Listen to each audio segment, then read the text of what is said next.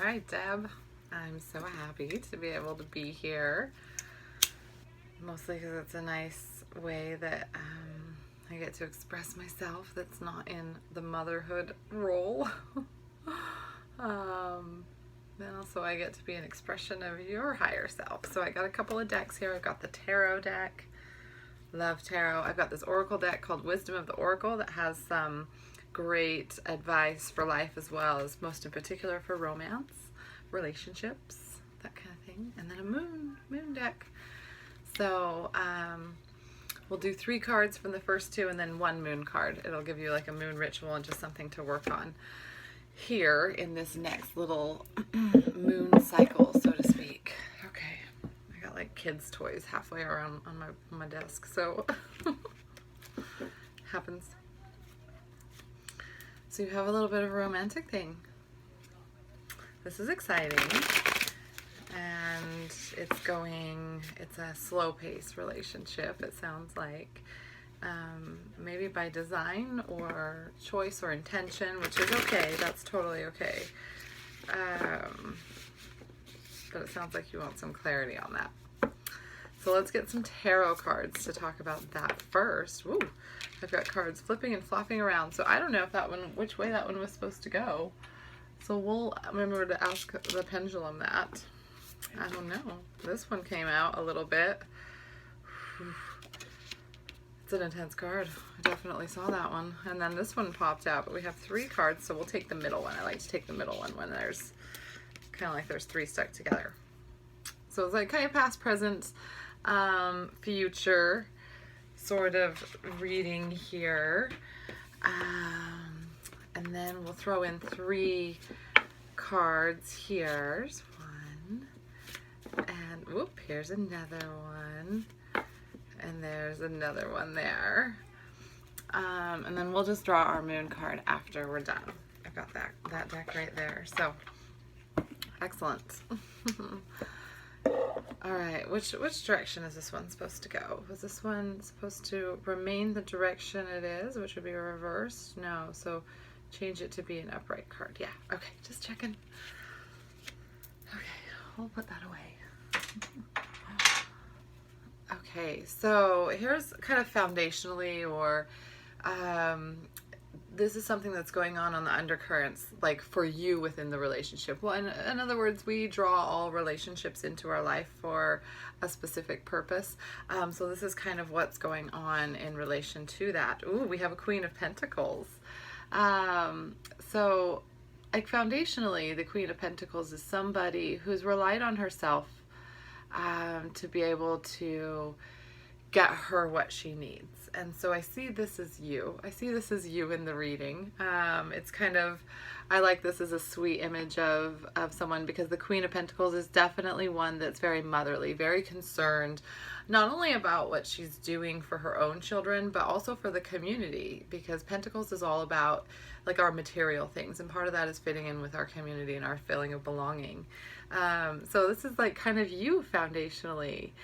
And you want a relationship that can elevate you up to that status, not make you dependent on anybody necessarily, and also vice versa. You want somebody that's also very independent. Let's see what supporting card we have. The Treasure Island card. What a beautiful card for this to come out. So this also, like, I like this one because we've got, this is a treasure chest kind of afloat here. So I'm going to take a couple meanings. There's water in this card. There's a sea turtle in the water. Turtles are symbolic. There's a chest. So this is definitely, you want something that's a deep emotional connection, because you have a lot to give emotionally. Water represents our emotions. That treasure chest is so much to give. But then for so long you've been you've been struggling to shield yourself, like a turtle always has this kind of exterior where it can go inside and sort of peek out. It's like having to shield yourself. So in one respect you have a lot to give, but then also you're still shielding yourself quite a bit from past pains. So that's the foundation of what this relationship is bringing into you, is this ability for you to come out of your shell. I just love this image for this, and really give the love that you have to give.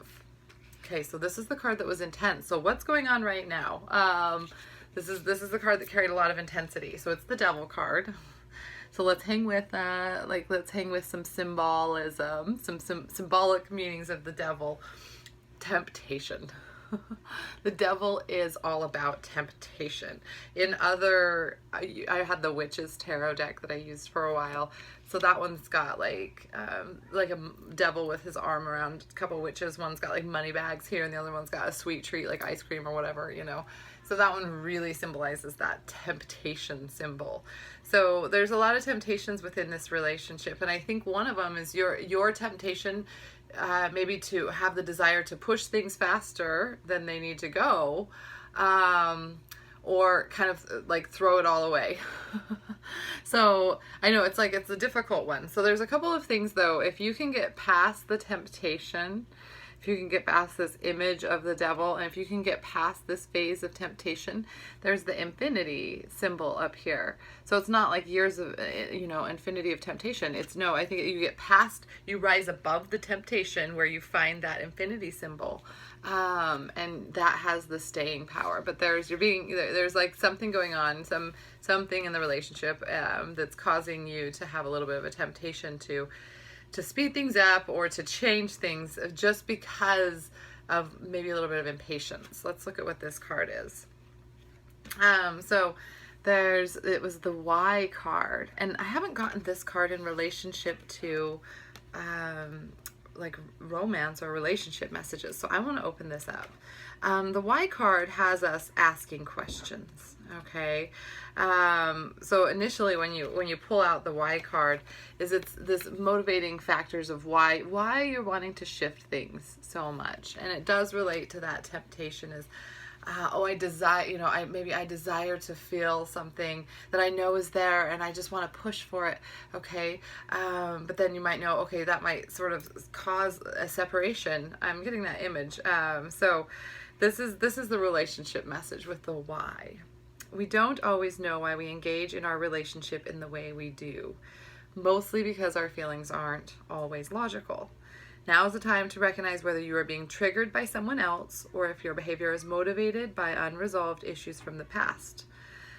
When you ask yourself, why am I feeling like this? And why did I say that? And spend some time in introspection, the answers may be surprising.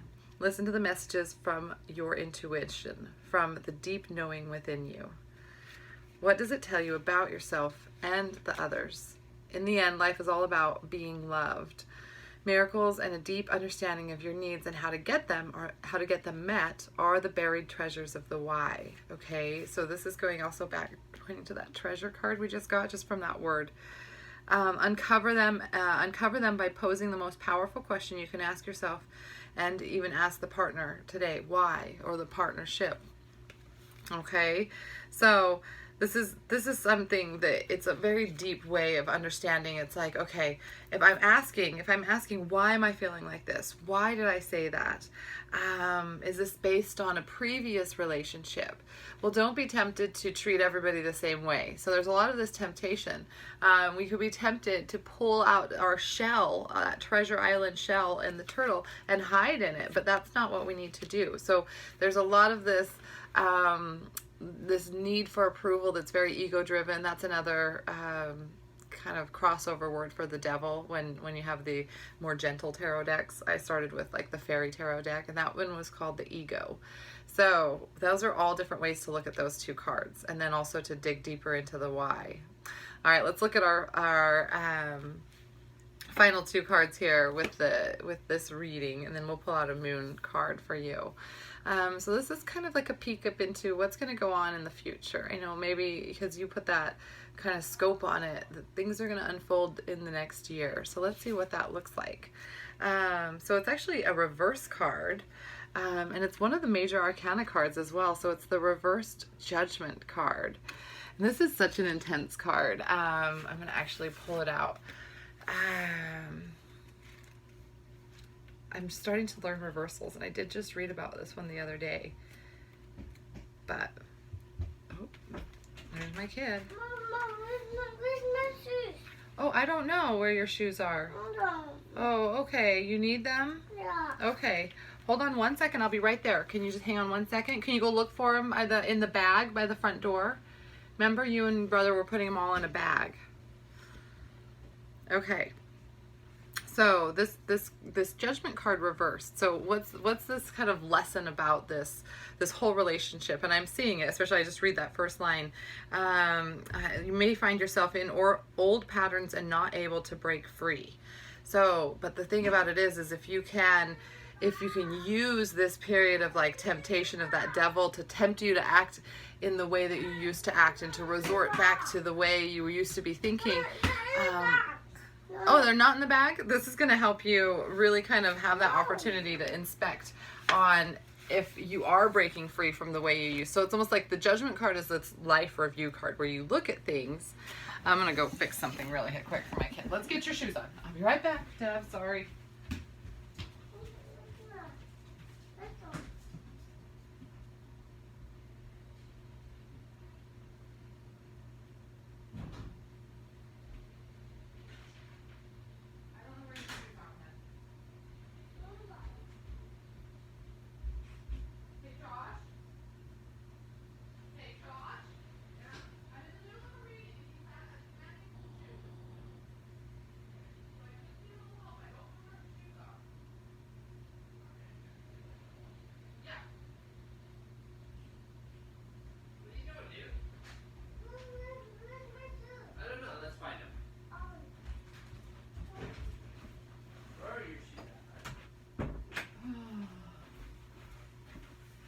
Okay.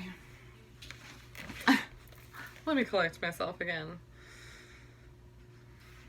Okay, so let me fill this. Okay, how is this going to unfold in the next year? So when reversed, you may still be stuck in the past or refuse to learn the lessons that are there for you. Okay, so this is going to be the challenge, and there's a lot of reasons why relationships show up in our life, and this one for you is this ability to break through. You may find yourself in old patterns, and you may find yourself having difficulty breaking free. It also can indicate delays as far as future plans, and you may be feeling trapped and unable to progress without really understanding why. So, you have the ability to judge your actions and attitudes and then move on. The past cannot be changed, only accepted. Have compassion for the person you were then and for the decisions you made. You don't have to live with the results of these choices in the future. You can decide to be free. Okay, so I think this is a really beautiful card, but it's not the end of the reading. So we'll pull another one because it makes sense that this is so the tarot is so intricate. It's telling you, okay, you're having all these sort of temptations and these ego-driven things popping up, these devil-driven concepts popping up, and it's going to cause you to really, you can either retreat back into your shell, or you can ask these questions. Why am I acting a certain way? These are the things. Really questioning it is going to get deeper down and allow you to break free from the patterns of past relationships and make this a whole new relationship. So there's a whole purpose between any sort of delay. And then there's this co-create card that comes up here. So this is saying that you really don't have to go it alone. And I think this, let me know how you feel, and we can pull, there's another card we can pull. I mean, this 3-card reading is a great lesson here in knowing that it's going to help you really work to break those old patterns, the things that were holding you back, so that you can make a new future for yourself instead of this sort of repeating cycle. Right now, you're this Queen of Pentacles. It's when you start to die, you're so established, and you're so, I know it's like the challenge of having gone through cancer and being alone, a single mom, and doing that. And yes, you had support, and you still do have friends that are there with you, and that's just called like a village. And there's a lot of people that don't, aren't able to even to keep that up. And so you've really, that's this Queen of Pentacles. She's all about the community, this pentacle, because it's all about the earth plane and the material things of this world. And a village is one of those things. So having that network is very important to you. So I love this reading very much now, even though I was like, oh, maybe this isn't the last card. I really feel like it might answer the question here as it is, and then we can kind of go into more detail if you'd like to. because you can keep pulling cards. I never say, like with mine, I'm like, okay, and here's the final outcome card. I really don't like that necessarily. So this fell right in line with my energy. So it's when you start to go into a relationship pattern, and you start to open up your queendom to somebody else. That's when you start resurrecting all these old wounds and you can work on healing them. So the co-creation part of this is you not having to necessarily do it alone. So when we talk about co-creation, it's a lot of times talking about how you're co-creating with the goddess or the universe or God or whatever you want to call it. And that's here. You have the support of your spirit team, your spirit guides, whatever you want to call them. I like to call them, like my ascended masters that I know are watching over me, any angels that I know that are watching over me, and the teachers. These are the more everyday guides, the people in my family or ancestry that have passed on that are supporting me, like your mother. She's with you. So these are the kinds of things that you can just simply reach out and co-create this healing with other people. You don't have to do it alone. So let's see what our moon card is. This is a moon card that can be in support of this process. I like that. I knew there was a reason why we waited to pull the moon card right here at 16 minutes. So we'll get that middle card that we pulled out. There's 3 that popped out here. That's this middle card. So it says, my home is a sacred space full of beauty, inspiration, and protection. So I think one big deal for you is to remember that about your relationships and to keep your castle, your queendom. You still live at the top of all the stairs, so you're at the top of the castle. You're able to look down, to keep that as your sacred place and sacred sanctuary. So this is going to force you guys to be out in public places, or if he's got a place that you can go, that way your place is not infused with any of his energy. So as somebody who is very sensitive energetically and also working through a myriad of different emotions that come through it on a daily basis, just trying to understand them and not bottle them up, like so many people do, having a lot of interference energy within your domain that's what's going to be more negatively affecting you. You're never able to really separate and to really go back and ask those deep questions. So this is the thing. My home is a sacred space full of beauty, inspiration, and protection. So let's look at the ritual. Where's the book? There's a fun ritual that comes with this. I think it's about building an altar, number 35. Let's see.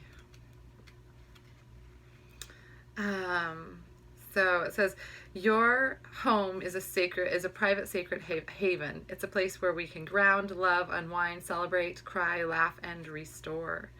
Your home is an expression of your spirit and wants your love. When you create it with a sense of beauty, inspiration, and protection, you create a sanctuary. An altar lifts the vibration of your home and can be a place to cultivate deep presence. This is your special nook where you can meditate, pray, journal, contemplate, and create.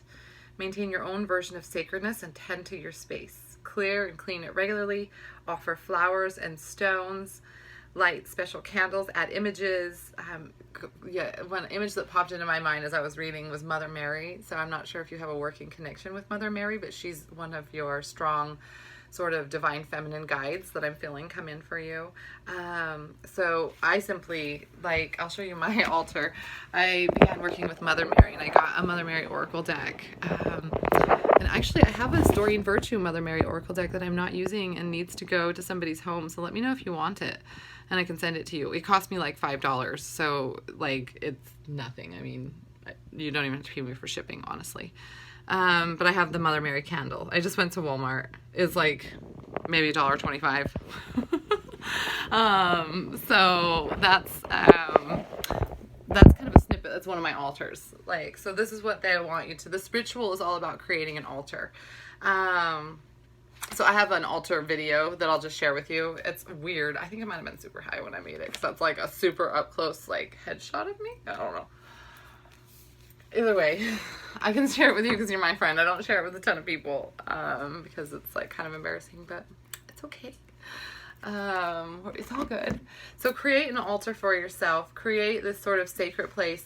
Mother Mary, like I said, she popped in really strongly. So if you're interested in that deck, I love to rehome decks that I don't use. I have 2 Mother Mary decks and I just don't use the Doreen Virtue one as much. So anywho, love you, girl.